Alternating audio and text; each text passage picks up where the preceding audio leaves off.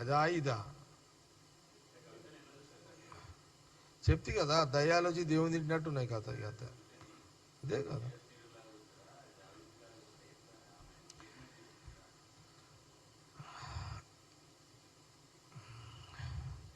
నేనేమంటున్నా అంటే వాళ్ళ కేసీఆర్ కుటుంబ పంచాయతీ ఎంతో తెలుస్తలేదు. సరే, వాళ్ళ పంచాయతీ వాళ్ళ ఇష్టం, వాళ్ళ పంచాయతీ వాళ్ళ ఇష్టం. నేను చాలా సందర్భాల్లో చెప్పినాను, వారసత్వం అనేది కొడుకుకే ఉంటుంది, కూతురుకి ఉండదు. కొడుకు లేకపోతే కూతురు వస్తుంది వారసురాలుగా. ఇది కాబట్టి అది అలా వెంటి వ్యవహారం. ఒకటి మరి నేను చూస్తున్నా రోజు మీడియాలో, ఎలక్ట్రానిక్ మీడియాలో బ్రేకింగ్లు చూస్తున్నా. మరి ఓవర్ యాక్షన్ కవిత, ఓవర్ యాక్షన్.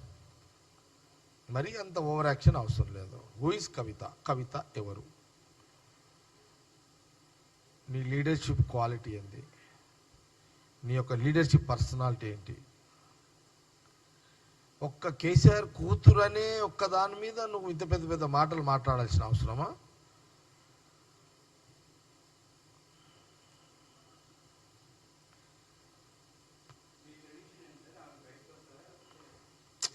ఆమె బయటకు పోతే ఏంది, లోపల ఉంటే ఒరిగేది ఏంది, పోయేది ఏంది?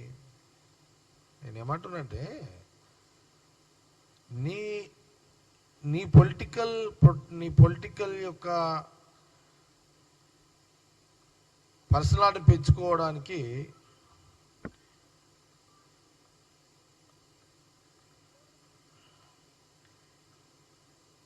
మీ అయ్య నేను రిజెక్ట్ చేసిన,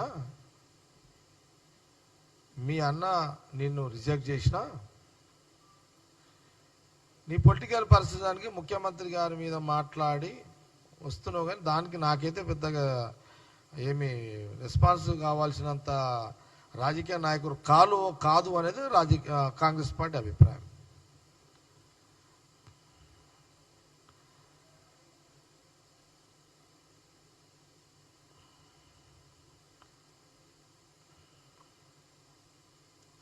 నువ్వు ఎందుకు అనవసరంగా పెద్ద పెద్ద మాటలు మాట్లాడుతున్నావు అని కాంగ్రెస్ పార్టీ కేసీఆర్ కూతురికి ఎందుకు అవసరం లేదు నీకు అట్లా.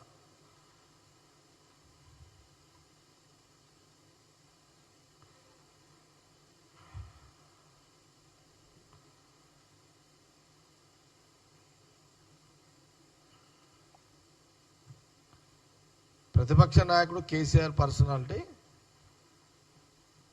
ముఖ్యమంత్రి రేవంత్ రెడ్డి పర్సనాలిటీ ఇద్దరిది ఈక్వల్.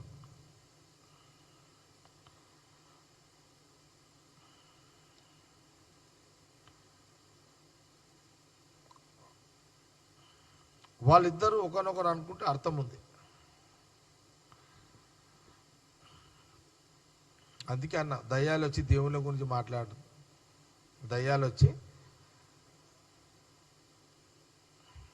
దయ్యం ఎవరో మీరే డిసైడ్ చేసుకోండి. దేవుళ్ళు అయితే కాంగ్రెస్ గవర్నమెంట్, మా ముఖ్యమంత్రి రేవంత్ రెడ్డితో పాటు మా మినిస్టర్లు, మా కాంగ్రెస్ పార్టీ కార్యకర్తలు. మా పాత్ర ధర్మం పాత్ర, దేవుని పాత్ర. దేవుడు అంటే ఎవరు? ధర్మం పాత్ర కాంగ్రెస్ పార్టీ, కాంగ్రెస్ గవర్నమెంట్. ఇది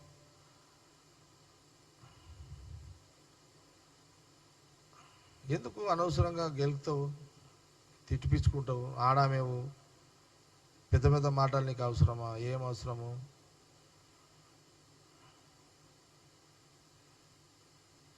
ఇప్పుడు నువ్వు ఆడామైపోయినావు. తిడితేనేమో తిట్టినంటారు, తిడితే ఏడుస్తావు. మళ్ళా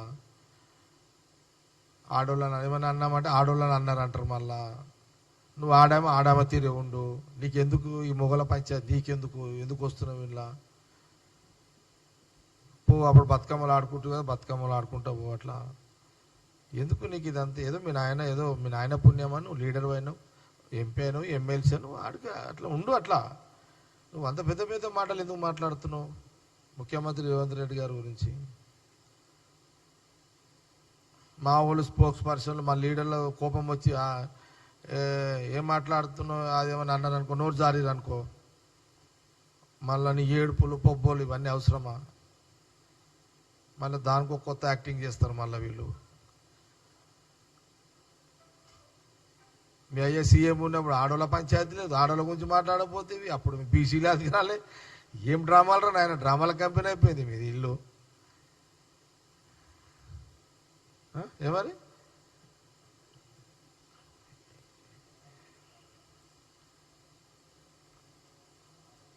కాబట్టి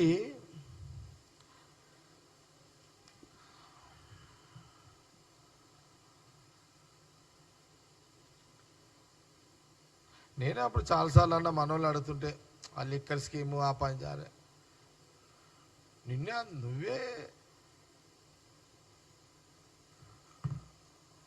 నువ్వే ఒక డాన్ అయిపోతావు. మా ఆడొక పాపం కేజ్రీవాల్ తీసుకోపోయి లోపల పడేస్తేవి నీ లిక్కర్ కథ పోయి. ఆడు సిసోడి అని పాపం ఆడు ఏడాది ఉండే లోపల, ముఖ్యమంత్రి 6 నెలలు ఉండే. కారణం కాదు, వాళ్ళు కవిత చక్కర్లో పడ్డారు. అదే లిక్కర్ దాంట్లో పాపం. ఈ లిక్కరు అసలు లిక్కర్కి డబ్బులు ఆడికించి వచ్చిన అన్ని 100 కోట్లు.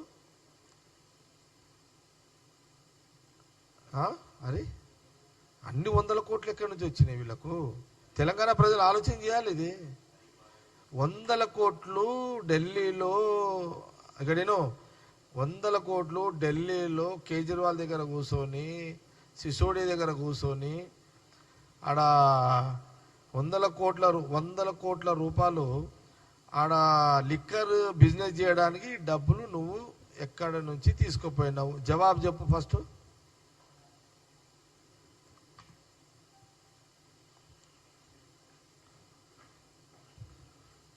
నువ్వు 4 నెలలు 5 నెలలు నువ్వే జైల్లో ఉంటివి.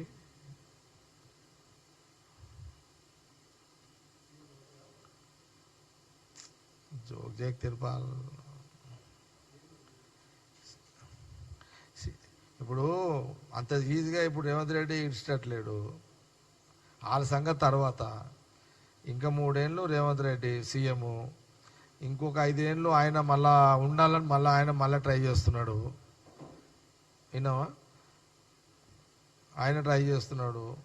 నేను కూడా 9 ఏళ్ల లోపల నేను సీఎం కావాలని నేను ట్రై చేస్తున్నా. అంత ఈజీగా వాళ్ళకి ఆడొస్తాయి.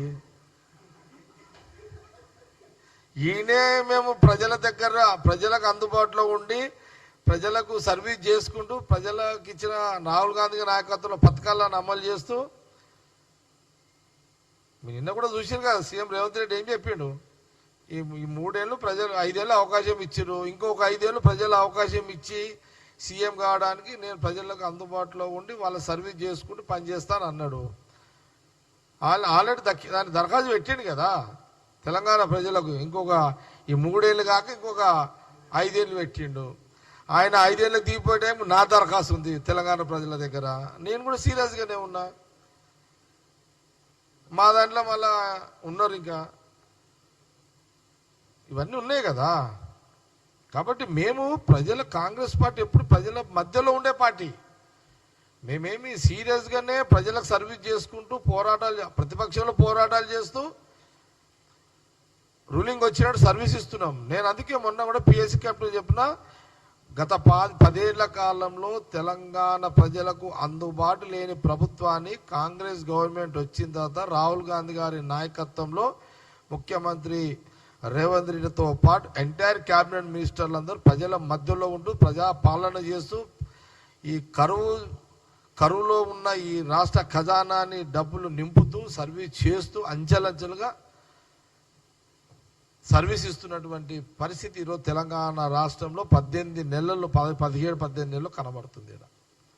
ఇది రిజల్ట్. ఇది గుండె మీద చేసుకొని చెప్పండి. ఎంటైర్ తెలంగాణలో ఉన్న మీడియా వాళ్ళు గుండె మీద చేసుకొని చెప్పండి. నేను అడుగుతున్నా, కాంగ్రెస్ మీడియానే కాదు, ఎంటైర్ ఎలక్ట్రానిక్ ప్రింట్ మీడియా సంస్థల యజమానులు కానీ, లేదా ఆల్ పార్టీస్ మీడియా రిపోర్టర్లు కానీ, ఈరోజు స్వతంత్రంతో కాంగ్రెస్ గవర్నమెంట్ వచ్చిన తర్వాత ఈరోజు మీకు స్వేచ్ఛగా వార్తలు రాసుకునే హక్కు, స్వేచ్ఛగా డిబేటర్లు మాట్లాడే హక్కు, గాలి పీల్చుకునే హక్కు, ఇందిరా పార్క్ దగ్గర ధర్నాలు చేసే హక్కు, రాష్ట్రంలో జిల్లా కలెక్టర్ ఆఫీస్ దగ్గర ధర్నాలు చేసే హక్కు, సెక్రటేరియట్లు ఎవరంటే వాళ్ళు పోయి అధికారం కలిసే హక్కు, స్వేచ్ఛ.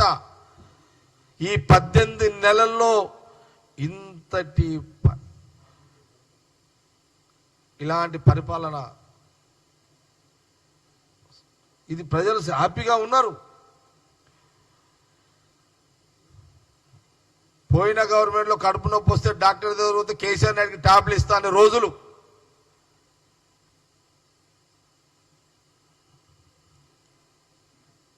కానీ ఈ పాలనలో పేషెంట్ డైరెక్ట్గా పోయి ఎవరికి ప్రభుత్వం డైరెక్ట్ ట్రీట్మెంట్ చేసుకునే స్వేచ్ఛ. చాలా తేడా ఉంది. అదిగా ఉన్న పిఎస్సి మీటింగ్లో నేను చెప్పిన. కాబట్టి మా కాంగ్రెస్ పార్టీ రాహుల్ గాంధీ గారి నాయకత్వంలో, మేమందరము సోనియా గాంధీ గారి నాయకత్వంలో, ఖార్గే గారి నాయకత్వంలో మేమందరము ప్రజల మధ్యలో ఉంటాము, ప్రజా సర్వీస్ చేసుకుంటూనే ఉంటాము. మేము అప్పీల్ చేస్తుంటాము ఎప్పటికప్పుడు.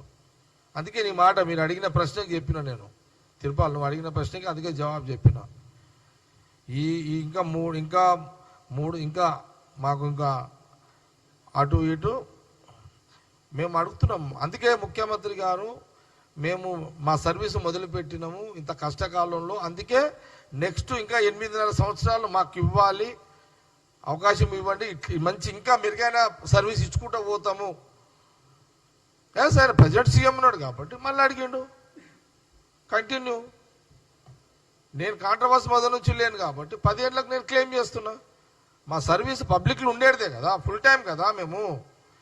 మా ఏమి వాళ్ళకి దుకాణాలు కావు కదమ్మాయి, ఏది కేసీఆర్ ఫ్యామిలీ దుకాణాలు కావు కదమ్మాయి. చెప్పండి, మా నాయకులలో మా మీద ఇట్లున్నాయి పంచాయతీలు ఏమన్నా? కాబట్టి ఏదున్నా కేసీఆర్ కుటుంబం సంగతి నేను ఏం చెప్తున్నా అంటే, మీరు కాంగ్రెస్ గవర్నమెంట్ ముఖ్యమంత్రి రేవంత్ రెడ్డి గారి గురించి మాట్లాడేటప్పుడు ఆచి తూచి మాట్లాడితే మీకు కరెక్ట్గా బాగుంటుంది అని సలహా ఇస్తూ, ఈరోజు మంచి దినంగా భావిస్తున్నా. నిన్నటి వరకు 9 రోజులు 9,000 కోట్లు ముఖ్యమంత్రి రేవంత్ రెడ్డి గారు, మా ఫైనాన్స్ మినిస్టర్, మా రాహుల్ గాంధీ గారి నాయకత్వంలో అన్ని అకౌంట్లలో పైసలు పడ్డాయి. రైతులందరూ హ్యాపీగా ఉన్నారు, చాలా హ్యాపీగా ఉన్నారు అని తెలియజేస్తూ ప్రెస్ మీట్ క్లోజ్ చేస్తున్నాం.